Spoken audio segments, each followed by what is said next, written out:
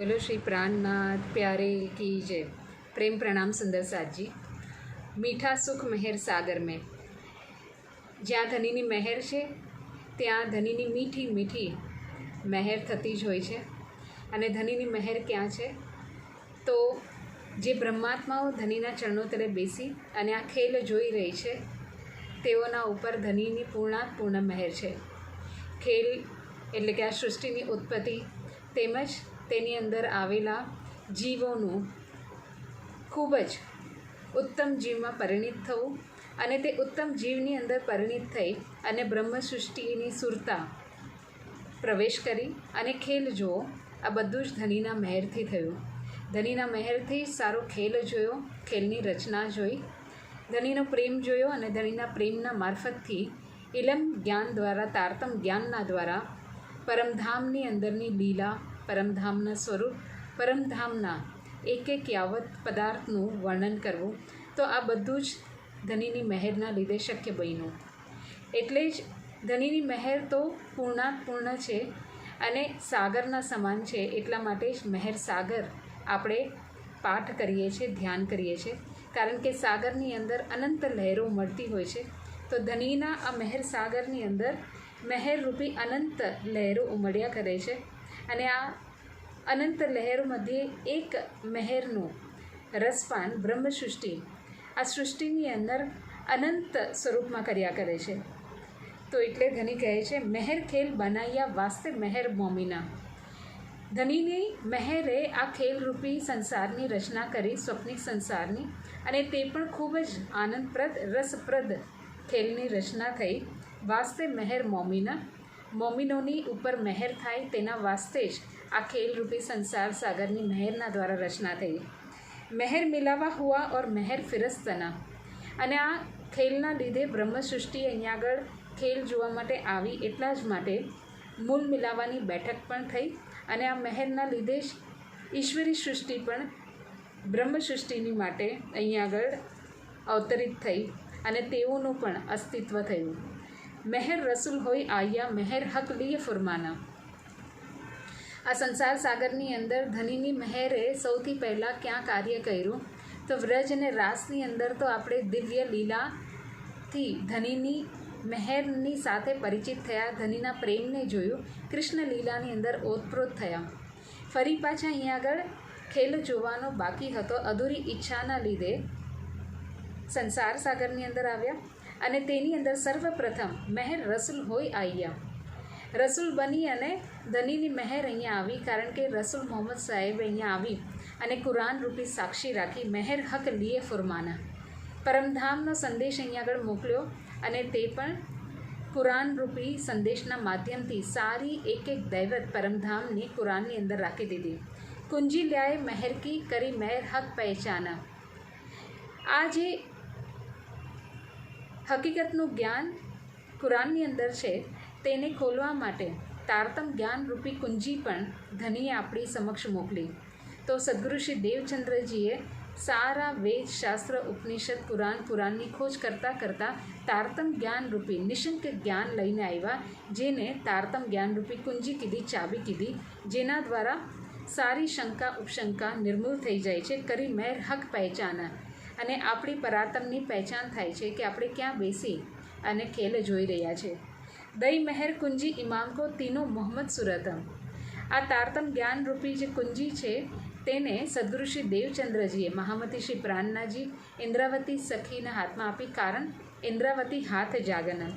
જે રીતે ઇન્દ્રાવતી સખીએ સદગુરુ સ્વરૂપની પહેચાન કરી ધનીના સાક્ષાત સ્વરૂપમાં, તો સારી દૈવત ઇન્દ્રાવતીને આપી દીધી અને તેઓના મારફત જાગનીનું કાર્ય આગળ વધારવામાં આવ્યું। તીનો મોહમ્મદ સુરતમ, આ રીતે ધનીની મહેર રૂપી જે 3 સુરતા અહીંયા આવી તે શ્યામાજીની જ સુરતા, જેના માધ્યમથી બસરી, મલકી અને હક્કી એટલે કે મોહમ્મદ સ્વરૂપ, સદગુરુ શ્રી દેવચંદ્રજી સ્વરૂપ અને મહામતી શ્રી પ્રાણનાજી સ્વરૂપે અહીંયા આગળ આપણી સમક્ષ પરમધામની દૈવત, પરમધામનો ખજાનો રૂપી ચાબી, જ્ઞાન, ઇશ્ક, ઈમાન લઈને આવ્યા। મહેર દે હિકમત કરી મહેર જાહેર હકીકત। મહેરના લીધે જ આપણને બોધ પણ મળ્યો અને મહેરે જ સારી હકીકત વેદ પુરાણ શાસ્ત્રની અંદરની જે પૂર્ણ બ્રહ્મ પરમાત્મા સ્વરૂપનું સંકેત કર્યો હતો તેની સારી હકીકત આપણી સમક્ષ ખુલસ્ત કરી. એટલું જ નહીં, મોહમ્મદ સાહેબે જે અર્શ અજીમ રૂપી લક્ષ્ય બતાવ્યું અને તેના અંદરની ગુહ્ય જે વાત છે તેને પણ આપણી સમક્ષ જાહેર કરી નાખ્યા. સો ફુરમાન મહેર ખોલિયા કરી જાહેર મહેર બિસ્ત આખરત. આ દયાના લીધે જ સો ફુરમાન એટલે કે કુરાન રૂપી સંદેશ આપણી સમક્ષ ખુલસ્ત થયો. કારણ કે સારા સંસાર સાગરની અંદર યદિ જો કોઈ એક લક્ષ્ય નિશ્ચિત રૂપે બતાવવામાં આવ્યું હોય તો કુરાનની અંદર આવ્યું.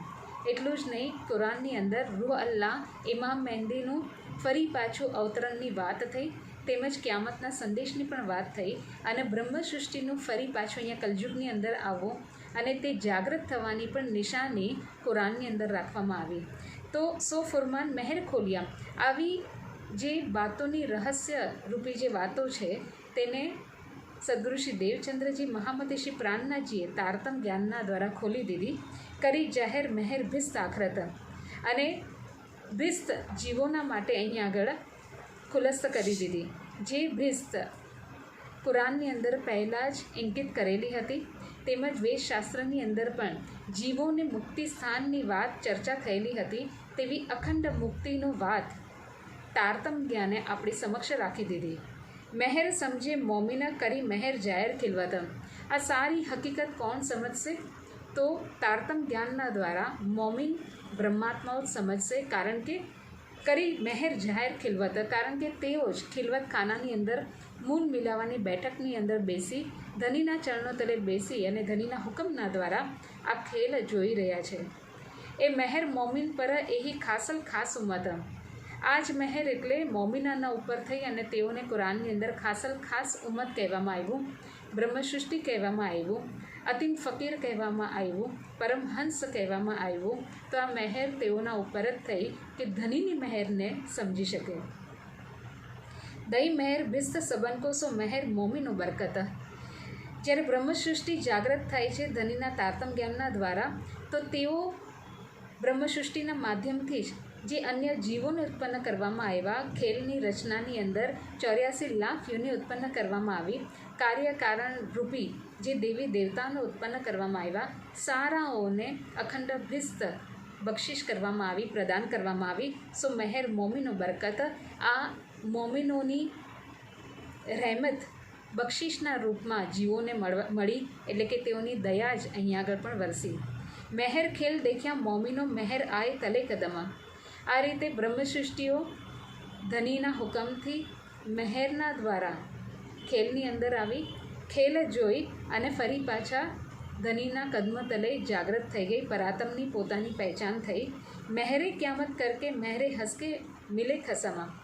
અને સારું સ્વપ્નિક સંસારનું કાર્ય, કારણ, મહાકારણ ઇત્યાદિ જાણી પરમધામ મૂલમલાવની અંદર પોતાની નિજ સ્વરૂપની પહેચાન કરી અને આત્મજાગૃતિ કરે છે, ક્યામતનું નિશાન જાહેર કરે છે.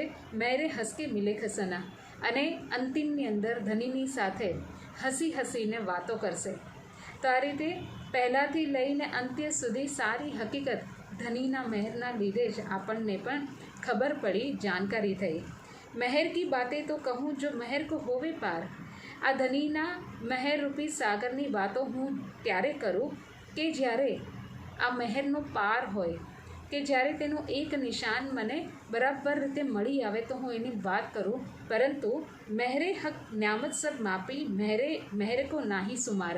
યદિ એક મહેરની તરંગને લો તો એને માપ તોલ કરી શકે, મહેર કો નાહી સુમાર. પરંતુ માપતોલ ક્યારે કરું કે એ મહેરને હું પકડી શકું, જે બેશુમાર છે તેને હું સુમારમાં લાવી શકું, તો તે મહેર દયાનું વર્ણન થઈ શકે. પરંતુ આ તો અનંત લહેરોરૂપી મહેર છે ધનીની. જો મહેર ઠાડી રહે તો મહેર માપી જાય. એટલે આ મહેરરૂપી જે સાગર છે તે શાંત યદિ હોય, તેને હું યદિ મને માર્ગદર્શન કરવું હોય તો એક તરંગને લઈને હું તેની ગહનતાથી, ગહેરાઈથી માપતોલ પણ કરું. પરંતુ મહેરે પલ મેં બડે કોટ ગુને. મહેરને જ્યારે હું માપતોલ કરવા જાઉં છું તો કઈઓ ગુના વધતી જ જાય છે. આ મહેર કરોડો ગુના કઈઓ પલ મેં બડે કોટ ગયો, એક પલની અંદર કઈઓ મહેર રૂપી તરંગો ઉઠ્યા જ કરે છે. સો કયો મહેરે મહેર મપાય, તો કઈ રીતે આ ધનીને મહેરને માપી શકું, માપતોલ કરું કે આટલી મહેર છે મારી ઉપર. મહેરે દિલ અરસ કિયા, દિલ મોમીનો મહેર સાગર. મહેર, ધનીની મહેરે જ મોમીનોના દિલને અર્શ બનાવી દીધું, દિલ મોમીનો મહેર સાગર. અને તે અર્શરૂપી મહેરરૂપી જે દિલ છે તેની અંદર મહેરરૂપી સાગરને વરસાવી દીધો. તો આ મહેરના લીધે જ મોમીનોનું દિલ પણ અરસ બન્યું અને તે અર્શરૂપી પરમધામની અંદર ધનીની મહેરરૂપી સાગરે પદાર્પણ કર્યું. હક મહેર લે બેઠે દિલ મેં, દેખો મોમીનો મહેર કાદર. જે રીતે ધનીનું હૃદય સર્વોત્તમ મહેરના સાગરથી છલોછલ છે, પૂર્ણ છે, અનેક તરંગો નીકળ્યા કરે છે મહેરની, તેવી જ રીતે મોમીનોનું હૃદય પણ આ મહેરરૂપી સાગરથી તરંગોથી ઉઠ્યા જ કરે છે. દેખો મોમીનો મહેર કાદર.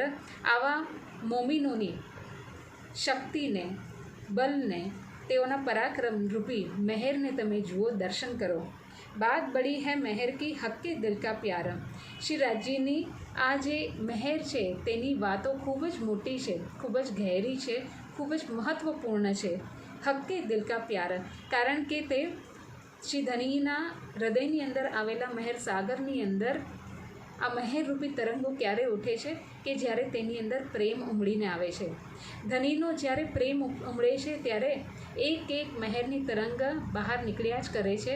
અને આ સારી સૃષ્ટિનું કારણ, મહાકારણ, ખેલની ઉત્પત્તિ, સખીઓનો અહીંયા આગળ ખેલ જોવો, તેમજ પરમધામની અંદર, પરાતમની અંદર જાગૃત થવું, તે બધું જ ધનીના પ્યારના વાસ્તે જ થયું. અને તે પ્રેમરૂપી મહેરના લીધે જ મહેરરૂપી સાગરની અંદર અનેક તરંગો નીકળ્યા કરે છે.